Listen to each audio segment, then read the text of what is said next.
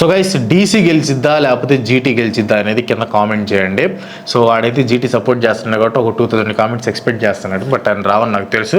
And next వచ్చేసి ఈ వీడియోకి టార్గెట్ వచ్చేసి 5000 లైక్స్ అనమాట. సో వెంటనే టార్గెట్ని కంప్లీట్ చేసేయండి. ఒక్కడు మనగాడు వాడే మార్కస్ టోనిస్.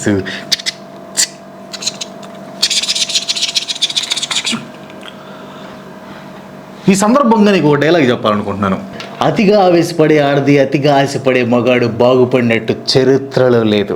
కమ్మగా నీ ఎల్ఎస్జి టీం తీసుకోవచ్చు కదా, నీ టీం నువ్వు నమ్ముకోవచ్చు కదా. రికార్డు కూడా బాగుంది. సిఎస్కే టీము, నా టీము ఎందుకు తీసుకున్నావు చెప్పు? అంత ఆశ, అంత ఏంటంటే దురాశ దుఃఖానికి చేటు అనే దానికి బెస్ట్ ఎగ్జాంపుల్. క్రాంతి అక్కడ మ్యాచ్ ఫిక్సింగ్ జరిగింది, క్లియర్ జరిగింది. చెన్నై వాళ్ళు గెలుచుకుంటూ వచ్చారు కాబట్టి ఆటోమేటిక్ అందరూ అటు సైడ్ వేసారు అమౌంట్. బుకీలు ఏం చేశారు, టక్కన అటు తిప్పేసి 2 ఫోన్ కార్డులు కొట్టారు, అమౌంట్ చేంజ్ చేశారు. లేకపోతే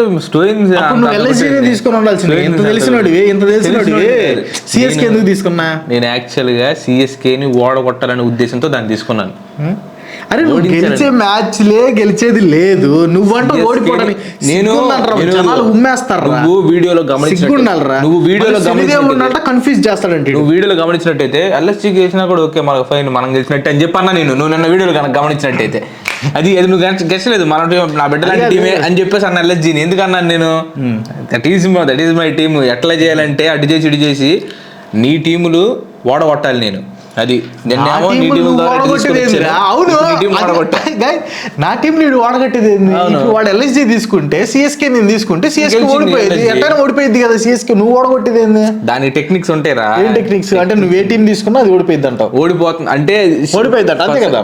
అట్లా జరుగుతుంది. అది దాన్ని అట్లా రాత రాస్తాను, అట్లా రాత రాయటం కదా. నువ్వేం తీసుకున్నా ఓడిపోయిద్దని నువ్వు ఒప్పుకుంటున్నావు. ఇంక మాట ఎందుకు చెప్పి అన్ని ఓడిపోతావు కదా నువ్వు. భలే ఓడి రేపు మ్యాచ్ గెలుస్తాం కదా మనం. అయినా జైస్వాల్ అట్టాడు చూసావా? అసలు నువ్వు ఎంత పర్ఫార్మెన్స్ ఇచ్చాడు చూసావా? జైస్వాల్తో ఎందుకురా ఇప్పుడు? జైస్వాల్ అంటే మనోడు, మన గైక్వాడ్ సెంచరీ. ఉపయోగం ఏముంది? దుబే అట్టాడాడు. ఉపయోగం ఏముంది?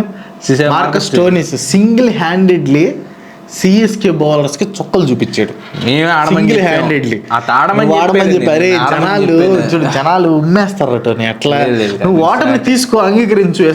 నేను 22-10 నేను కకృతి పడి ఎల్ఎస్జి సిఎస్కేని తీసుకున్నాను, నా కకృతి వల్ల ఓడిపోయాను అని ఒప్పుకో. జనాలు సపోర్ట్ చేస్తారు. అంటే 2 ఆప్షన్స్ ఇచ్చాడు కాబట్టి నేను సిఎస్కే ఫామ్ లో ఉంది కాబట్టి సిఎస్కేని తీసుకున్నాను. సో అది బాల్తో కొట్టింది, దానికి పెద్ద ఇబ్బంది పడాల్సిన అవసరం లేదు. బౌన్స్ బ్యాక్ అవుతాం మనం. ఎందుకంటే రేపు మ్యాచ్ ఏంటంటే ఆ మ్యాచ్ తో మనం బౌన్స్ బ్యాక్ అవుతాం. రేపు ఏంటి మ్యాచ్? యాక్చువల్లీ వీడు సగం దాకా సిఎస్కేని గెలిచిద్దని ధీమాలో ఉన్నాడు. నేను యాక్చువల్గా స్కోర్ చూడలేదు, చెప్తాను. మామూలుగా సిఎస్కే ఒక స్కోర్ ఓపెన్ చేసినప్పుడు సిఎస్కే బ్యాటింగ్ 210 కొట్టింది, 4 వికెట్స్ పడింది. ఓకే మామూలుగా సిఎస్కేలో ఆ స్కోరే కొడతాడు కదా అని చెప్పేసి నేను అనుకున్నాను. కొట్టారు మంచి స్కోర్ అని చెప్పేసి అనుకున్నా, పక్కన పెట్టేసాను నేను. ఎల్ఎస్జీ చేసి చేస్తుందా లేకపోతే రాహుల్ ఏమైనా ఆడతాడేమో. రాహుల్ ఆడుంటే మేము గెలిచిండే వాళ్ళం ఖచ్చితంగా. రాహుల్ ఆడలేదు కాబట్టి తొందరగా అవుట్ అయిపోయాడు కాబట్టి మేము ఓడిపోవడం జరిగింది. మార్కస్ ముందుకు వచ్చాడు కాబట్టి అట్లా జరిగింది. సో అనూహ్యమైన పరిస్థితి. నేను మీకు ఈ పక్షాన్ని అంటే ఈ సందర్భంగా చెప్పేది ఏంటంటే ఎప్పుడు దురాశకు పోవద్దు. మీరు దేన్నైతే నమ్ముకుంటారో దాన్ని నమ్ముకోండి. పక్కన వాళ్ళని చూసి వాళ్ళకి ఇలా జరిగింది. Everybody's life is not same. So మన లైఫ్ని బట్టి మనం లీడ్ చేయాలి, అంతేగాని వాడి టీంలో నమ్ముకుంటే వాడు గెలిచేవాడు. దానికి ముందు కూడా అదే జరిగింది. నేను ఆర్ఆర్ ఇచ్చిన టీం తీసుకొని గెలిచాడు, దానికి ముందు వాడి టీం నాకు ఇచ్చి వాడు ఓడిపోయాడు. సో ఇలాంటి జరుగుతూ ఉంటాయి. ఆర్సీబీ నీకు ఇచ్చి నేను గెలిచాను ఒకసారి. ఆర్సీబీ నీకు ఇచ్చి నేను గెలిచాను కదా, మరి దానికి ఏమంటావు? అదే చెప్తుంది నేను. అంటున్నా క్రాంతి, అది తప్పు కాదు. రాంగ్ ట్రాక్ పట్టించొద్దు క్రాంతి. గెలిచిన వాటి గురించి కూడా చెప్పు. గెలిచిన వాటి గురించి కూడా మాట్లాడాలి ఫస్ట్. ఇప్పుడు మనిషి వెళ్తున్నావు, నీ టీం నమ్ముకో. అట్లయితే నిన్న నేను నా టీం నమ్ముకొని ఆర్ఆర్ తీసుకోకుండా ఎంఐ తీసుకుంటే పరిస్థితి ఏమైండేది? ఓడిపోయేదిగా. అప్పుడు ఓడిపోయినా కూడా అరే నా టీంతో నేను ఓడిపోయానన్న సంతృప్తి ఉండిద్ది. పక్కనోడి తీసుకుని అతని టీం తీసుకుని దానిలో పోటీ తప్ప రేపు ఎవరిది మ్యాచ్? రేపు ఢిల్లీది జీటీది. ఢిల్లీ గుజరాత్. నాది ఢిల్లీ టీము, నీది గుజరాత్ టీం. లాస్ట్ టైం ఢిల్లీయే గుజరాత్ ని 89కి ఆల్అౌట్ చేసింది. సరే క్రాంతి, నువ్వు లాయల్టీ అని చెప్పి లాయల్టీ మాట్లాడుతున్నావు. నీకు మళ్ళీ ఛాన్స్ ఇస్తున్నా, కావాలంటే నాకు అట్లా నీకు ఏది ఛాన్స్ కావాలంటే లేదు. తీసుకో. ఇన్ని DC మాటలు కావాలా? మాట్లాడిన తర్వాత DC కావాలన్నా, గుజరాత్ కావాలన్నా? మాట్లాడిన తర్వాత ఎవరైనా ఏం చేస్తారు, జీటీఏ తీసుకుంటారు. సో కాబట్టి నీ GT టీంకే నువ్వు నా లాయల్ గా టీంకి నేను ఉంటావు. లాయల్గా ఉంటాను. నేను గెలిచినా ఓడిపోయినా కానీ ఇక నేను మార్చుకునేది లేదు. నా 5 టీమ్స్ ఏవతున్నాయి, 5 టీమ్స్ మీద స్టిక్ అయి ఉంటాను. కానీ లాస్ట్ టైం 89 కాల్అవుట్ అయింది. ఆర్సీబీ ఆగు చెప్పేది నువ్వు. RCB, Gujarat Titans, Mumbai Indians, KKR and last but not least LSG. ఈ 5 టీంలే ఇక మీదటి నుంచి 5 టీంలకి నేను సపోర్ట్ చేస్తాను. వేరే ఏ టీంలు ఎంత కొట్టినా ఎంత చేసినా కానీ నేను వాటి జోలికి వెళ్ళను. ఖబర్దారి ఇది శబ్దం చేస్తాను. గెలిచినా ఓడిపోయినా కూడా నో ప్రాబ్లం. అది ఇంకేముంది, అంత అయిపోయింది. 20 అరే ఎన్ని మ్యాచ్లు ఆడింది? ఆర్సీబీ ఎన్ని మ్యాచ్లు ఆడింది? ఆర్సీబీ ఆడిందని ఎన్ని మ్యాచ్లు ఆడింది ఆర్సీబీ? నేను 22 6 మ్యాచ్లు 7 మ్యాచ్లా? 6 మ్యాచ్లు 7 మ్యాచ్లా? నేను అదంటే మొత్తం 10 టీంలు ఉన్నాయి ఇక్కడ. 10 టీంలు ఉన్నాయి. ఒక్కోళ్ళతో 2 మ్యాచ్లు జరుగుతాయి. అంటే 9 మ్యాచ్లు ఒక్కోళ్ళకి. ఒక్కోళ్ళు 9 మ్యాచ్లు, 2 రివర్స్ చేసుకుంటే 18 మ్యాచ్లు జరుగుతాయి దగ్గర ఒక్కోళ్ళు. ఇప్పుడు ఏం చేయమంటారు? 16 మ్యాచ్లు జరుగుతాయి. 100 మ్యాచ్లు జరగాలంటే ఇప్పుడు వాళ్ళు ఆడతాం. మరి ఉంది కదా, అవకాశం ఉంది కదా. వర్షం ఎవరికి తెలుసు ఇప్పుడు? వర్షం 12 తేడా ఎట్లా కొడతావని నేను అంటున్నా.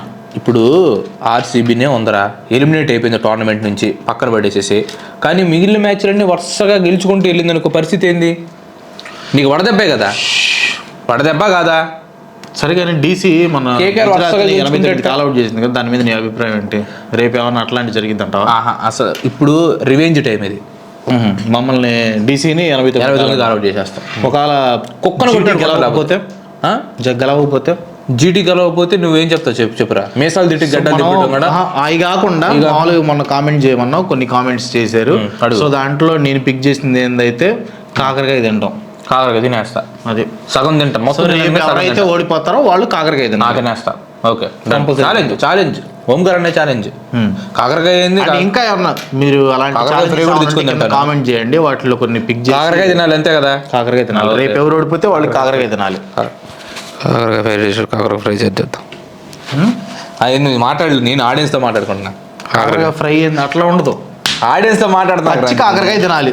ఓకే, ఏదేమైనా పచ్చి కాకరకాయ డన్నా. నేను స్టాట్స్ అని మాట్లాడతావు నువ్వు. గుజరాత్ ఇప్పుడు స్టాట్స్ అని మాట్లాడతావా? టైం ఉందా? అండ్ ఇంకోటి ఏంటంటే ఇది హై స్కోరింగ్ ఎన్కౌంటర్ అవ్వచ్చు. అకార్డింగ్ టు క్రిక్ బజ్ ఇది హై స్కోరింగ్ ఇదంట. సో నీ ప్రిడిక్షన్ ఏంటి? నేనైతే ఢిల్లీ కనుక ఫస్ట్ బ్యాటింగ్ చేస్తే అట్లీస్ట్ ఒక 210 రన్స్ కొడతాను అనుకుంటున్నా. 160 లోపు అయిపోతారా ఢిల్లీ మీద అంత పెట్టుకోబాకు నువ్వు.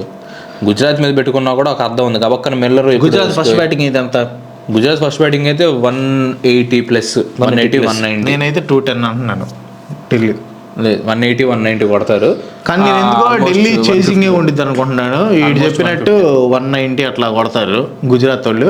సో ఢిల్లీ దాన్ని సునాయాసంగా చేసి చేయలేదు. 150కి అట్లా అయిపోతారు వాళ్ళు. 150కి అట్లా అయిపోతారు. నాకు తెలిసి మోస్ట్లీ ఫస్ట్ బ్యాటింగ్ ఢిల్లీకి ఉంటుంది అనుకుంటున్నాను నేను. పోయినసారి గుజరాత్ వాళ్ళు ఫస్ట్ బ్యాటింగ్ ఆడారు కదా, ఇప్పుడు ఢిల్లీ వాళ్ళు ఫస్ట్ బ్యాటింగ్ ఆడతారు. గుజరాత్ వాళ్ళు టాస్ ఎవరికి పడితే వాళ్ళకి. అదేరా ఇప్పుడు జరుగుతుంది అంటున్నా నేను ప్రిడిక్ట్ చేస్తున్నా. క్రాంతి కూడా 2 గెలిచినాయి కాబట్టి ఆ తలలో కొట్టుకొని పగిలిపోయి తల పగల కూడా చచ్చిపోమని నాకు అదంతా అనవసరం. నేను చెప్పేది ప్రిడిక్ట్ చేసేది ఇನ್ನು ఫస్ట్ నువ్వు చెప్పు ఆడియన్స్ ని కూడా నువ్వు చెప్పు.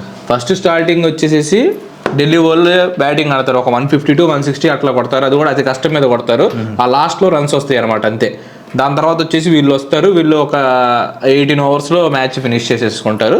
మనం కొంచెం తొందరగానే ఎర్లీగా వీడియో చేసుకోవచ్చు. 11 కల్లా స్టార్ట్ చేసుకోవచ్చు వీడియో. అది రికార్డింగ్ అయిపోయింది. అది నా ప్రిడిక్షన్.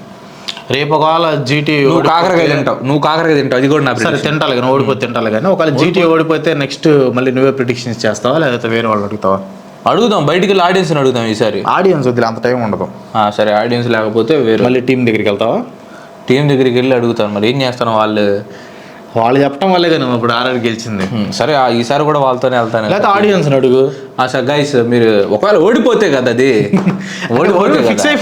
ఓడిపోతే కదా అది అంటున్నా నేను. ఓడిపోను కదా, కాకరకాయ తినిపించే ఇదిలో ఉన్నాను కదా నేను. కాకరకాయ ఓడి బేసిక్ ఏంటంటే మేము ఒకవేళ ఫస్ట్ బ్యాటింగ్ వస్తే పవర్ ప్లేలు విరుచుకు పడతాం. పృథ్వీషా కానీ ఏందని మీరు విరిసిపడేది?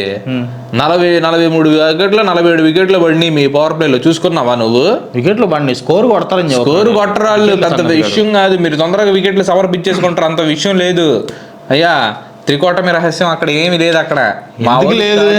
మీరు స్టార్టింగ్ బ్యాటింగ్ ఆడితే ఏం పీకలేరు అక్కడ. అంతే, నువ్వేది పెద్ద పీకుతారు అనుకుంటున్నావు కానీ నువ్వు స్టార్టింగ్ బ్యాటింగ్ ఆడితే ఏముండదు.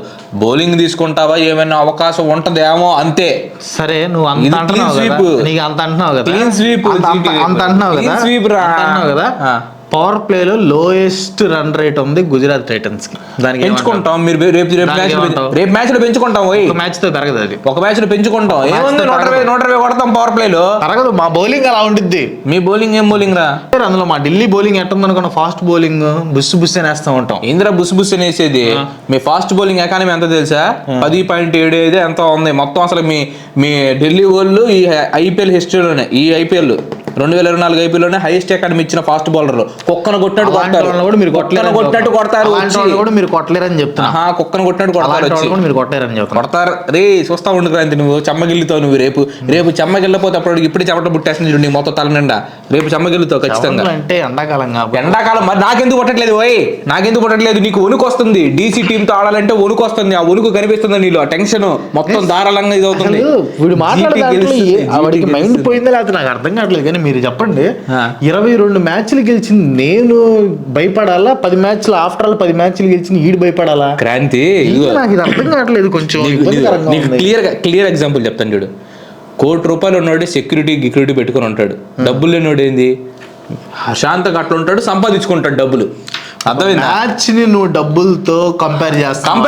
నువ్వు comparison of India IPL this season. నేను క్లియర్ చెప్తాను. ఇప్పుడు 22 మ్యాచ్లు అని చెప్పన్నాడు. 22 మ్యాచ్లు ఎక్కువ మ్యాచ్లు గెలిచాడని చెప్పి గర్వంతో భయం పడతా ఉంటది. ఎక్కడ నేను దీన్ని నేను మెయింటైన్ చేయలేకపోతున్నా, మాట్లాడు క్రాంతి, నన్ను మాట్లాడి లెట్ మీ టాక్. ఇప్పుడు 22 మ్యాచ్లు ఉన్నాయి కాబట్టి కొంచెం భయం ఉంటుంది. అమ్మో ఎక్కడనే ఇది తగ్గిపోయింది అని చెప్పేసి భయపడతా జంగుతూ ఉంటాడు. ఆ టెన్షన్ ఇదిగో ఇక్కడ కనిపిస్తుంది చూడండి. అదే నేను అనుకోండి ప్రశాంతంగా, వీ హ్యావ్ ఫోకస్. మనకి చాలా మ్యాచ్లు ఉన్నాయి, మనకు గెలుస్తూనే దృఢ సంకల్పాలతో ముందుకు వెళ్తా ఉంటాం. ఓడిపోయినా కానీ మనకి ఇబ్బంది లేదని చెప్పేసి ఎదురడుగు వేస్తూ ఉంటాం. అప్పుడు అది సత్తా ఉండే మనిషికి. సత్తా ఎక్కడి నుంచి వచ్చింది అనుకున్నా, అక్కడి నుంచి వచ్చింది సత్తా. అది కాదు. విచిత్రం ఏంటంటే ఎక్కడైనా గెలిచినోడు ఎనర్జెటిక్ గా ఉండాలి. నాకైతే నీరసం వస్తుంది గెలిచి ఏంద్రా ఇది అనిపిస్తుంది నాకు. క్రాంతి చూడు, అదేంటంటే ఓటమి భయం. అది ఒక నిమిషం ఉండు, వీరపాక్షకి చేయాలి. ఆ వీరపాక్ష ఇందాక చెప్పడం మర్చిపోయాను. మన మార్కస్ టోనిస్కి 100 అడుగులు కట్అవుట్ ఒకటి పెట్టించు గడియార స్తంభం సెంటర్ దగ్గర. పాలాభిషేకం చేయించు. ఆ సంగం డైరీ పాలు తీసుకో. ఓకే. దండ కూడా ఏమన్నా నేపిస్తావా? వద్దులే, ఎండాకాలం కదా వాడిపోతాయి. ఆ స్టోనీస్కే దీపక్ కూడా లాస్ట్లో వచ్చి బాగానే కొట్టాడు కానీ స్టోనీస్కి పెట్టిలే, కొంచెం అమౌంట్ టైట్గా ఉంది. పూర్ణిమ అది సైడ్ చిన్న పెట్టుకోమనిపోయా. పూర్ణిమని మిడిల్లో పెట్టిస్తాం స్టోనీస్కి. సరే మంచిది, అది మంచిది. ఇంకేమైనా చెప్పాలనుకుంటే చెప్పు. నేనైతే మాత్రం రేపు ఖచ్చితంగా జీటీ గెలుస్తుందని చెప్పి అనుకుంటున్నాను గైస్. మీరేమనుకుంటున్నారు ఖచ్చితంగా కింద కామెంట్ చేయండి, నాకు సపోర్ట్ చేయండి. జీటీ అని చెప్పి ఖచ్చితంగా కింద కామెంట్ చేయండి, నన్ను గెలిపించండి. మీరు సపోర్ట్ చేసినప్పుడల్లా ప్రతిసారి నేను గెలిచాను. సో ఈసారి కూడా మీరు సపోర్ట్ చేయండి, నన్ను గెలిపండి. ఎందుకంటే డీసీకి పెద్ద ఫ్యాన్స్ ఉండరు కాబట్టి. సో దయచేసి స్కిప్ చేసేసి నేను గెలవాలనుకునే వాళ్ళు దయచేసి జీటీ అని చెప్పేసి కామెంట్ చేయండి ప్లీజ్. సో గైస్, డీసీ గెలిచిద్దా లేకపోతే జీటీ గెలిచిద్దా అనేది కింద కామెంట్ చేయండి. సో వాడైతే జీటీ సపోర్ట్ చేస్తున్నాడు కాబట్టి ఒక 2000 కామెంట్స్ ఎక్స్పెక్ట్ చేస్తున్నాడు. బట్ ఆయన రావని నాకు తెలుసు. అండ్ నెక్స్ట్ వచ్చేసి ఈ వీడియోకి టార్గెట్ వచ్చేసి 5000 లైక్స్ అనమాట. సో వెంటనే టార్గెట్ని కంప్లీట్ చేసేయండి. నెక్స్ట్ వీడియోలో నాకేం చెప్పాలి అర్థం కావట్లా. ఉంటాను గైస్. సబ్స్క్రైబ్ చేసుకున్న వాళ్ళు ఎవరైనా ఉంటే మాత్రం దయచేసి సబ్స్క్రైబ్ చేసుకోండి. బై.